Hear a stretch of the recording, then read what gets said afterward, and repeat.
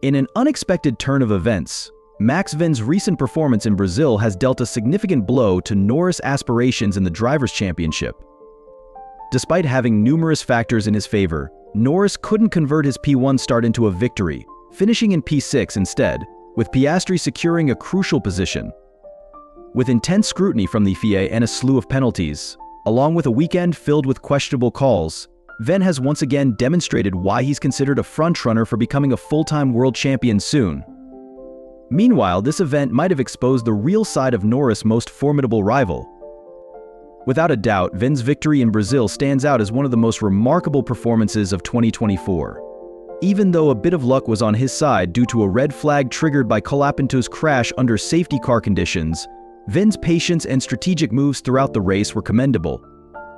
Unlike many others who hurried to pit, both Alpine drivers and Verstappen capitalized on the situation as the Williams driver's accident brought the race to a halt. This incident proved to be pivotal, highlighting the importance of timing and decision-making. The significance of that red flag cannot be understated, as it came at a critical moment when Norris and Russell had already pitted for fresh intermediate tires.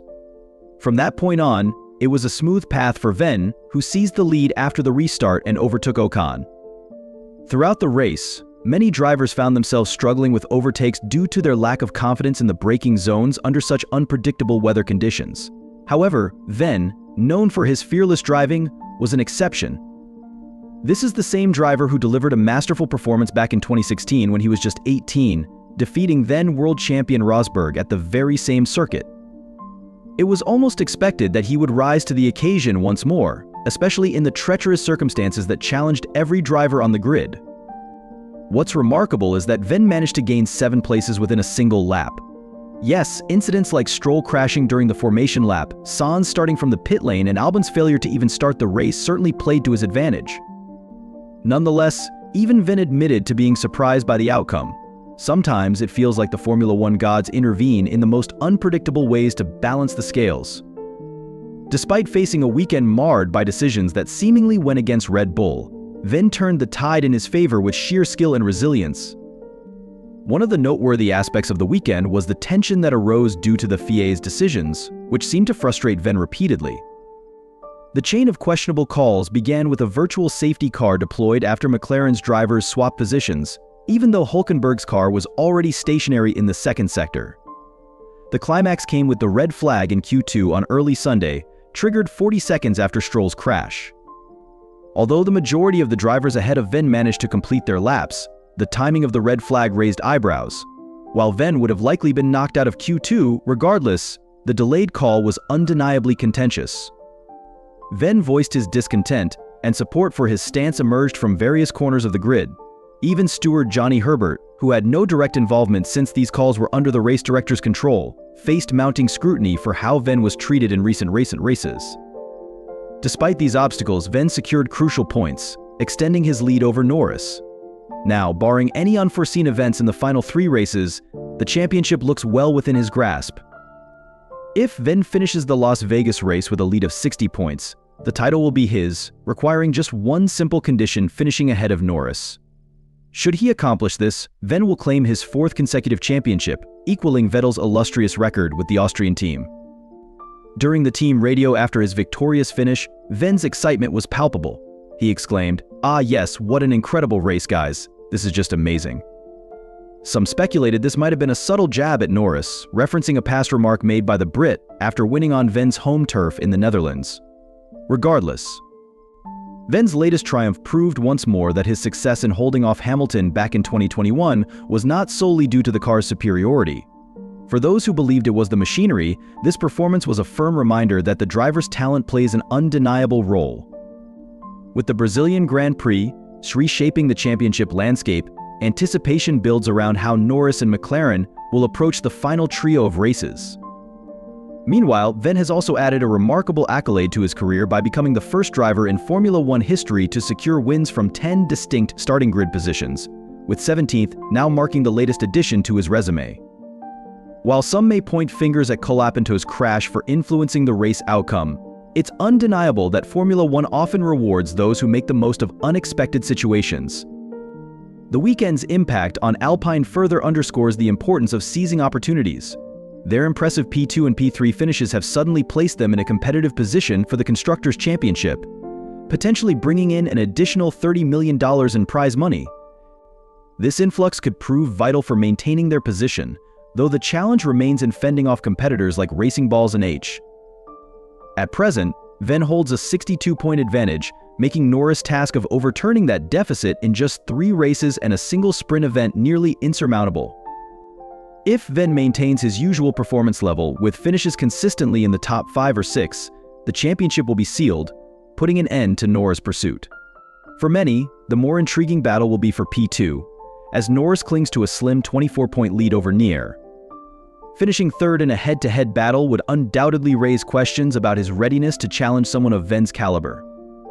Ven's post-race celebration spoke volumes after a dry spell of podium-topping finishes lasting 10 races, not counting sprint events. His relief was palpable. With Norris cutting into Ven's lead by 3 points during the sprint race, many believed he would further close the gap with a strong showing on Sunday. Yet, those expectations were left unfulfilled. McLaren now faces tough questions, particularly about Norris' repeated struggles at the start of races and his inability to pass Russell, who was in one of the weekend's slower cars. Even with Ven's individual success, Red Bull as a team is navigating its own challenges, notably the question of who will fill the second seat beside him. While Ven's Brazil win solidified his status, he cannot rely on tricky conditions to mask potential shortcomings. The cars that excel in dry conditions often falter on cold, wet tracks, and Red Bull knows they'll need a reliable second driver for 2025 to maintain their competitiveness in the Constructors' Championship. A potential drop to third in the standings could cost the team approximately $20 million in prize money, which would ripple down to the team members' bonuses and even salaries. Such financial strains could stir internal dissatisfaction, the last thing Red Bull needs while they attempt to stay in the title race.